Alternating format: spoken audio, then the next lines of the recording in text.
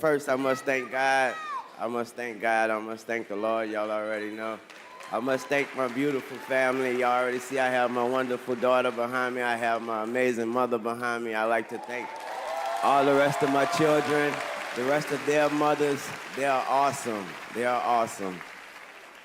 I also must thank BT. I gotta thank Miss Connie. I gotta thank Jesse, and to all my friends who was involved in the tribute. Everybody whose face, everybody whose voice I heard. You didn't have to do that. I swear to God, I appreciate every single one of y'all. And everybody in here who I know feel the same way. I appreciate y'all. I really do.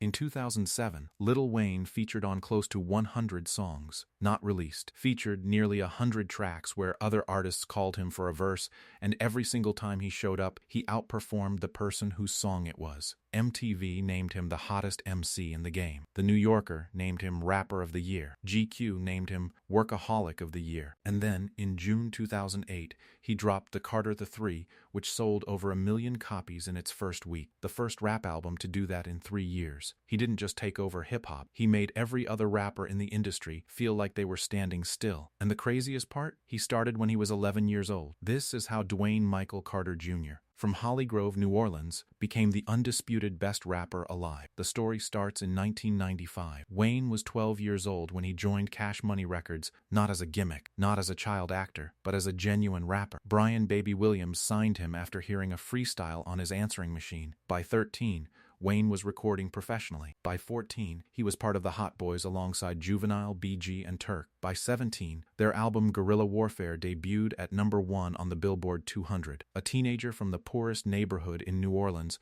was standing at the top of the album charts before he could legally vote. But here's what separated Wayne from every child prodigy before him: he didn't fade. When the Hot Boys fell apart and every other Cash Money artist walked away from the label, Juvenile left, BG left, Turk left, Wayne stayed. He was the last man standing, and instead of collapsing with the label, he rebuilt it on his back. The Carter dropped in 2004. It sold 116,000 copies in its first week and went double platinum. It put Wayne in the top 5 of the Billboard 200 for the 3rd time. And on the Mannie Fresh produced track Bring It Back, he made the declaration that would define his entire era: the best rapper alive since the best rapper retired. He was talking about Jay-Z, who had just announced his retirement. Wayne wasn't asking for the crown. He was telling you he already had it. Then came the Carter II in 2005 and the mixtape era that followed, and this is where Wayne went from a star to something nobody had ever seen before. Between 2006 and 2008, he released Dedication 2, Da Drought 3, The Drought Is Over series, and dozens of loosies and freestyles that flooded every corner of the internet. He was rapping over other people's beats, and his versions were better than the originals. His verse on DJ Khaled's We Taken Over was voted his best of 2007 by Vibe magazine. His freestyle over Jay-Z's Show Me What You Got on Da Drought 3 had people saying he outperformed Jay on his own beat. He wasn't just competing, he was embarrassing people. And he did it for free. He gave away more music than most artists have in their entire catalog, and every single track was a reminder that nobody in the game could touch him. By the time the Carter III arrived on June 10, 2008, the anticipation was suffocating. The album's lead single, Lollipop, had already become his first ever #1 on the Billboard Hot 100. A Milli had redefined what a rap flow could sound like. No hook, no chorus, just Wayne going bar after bar over a stripped-down beat that felt like a dare. And when the sales numbers came in 1,005,545 copies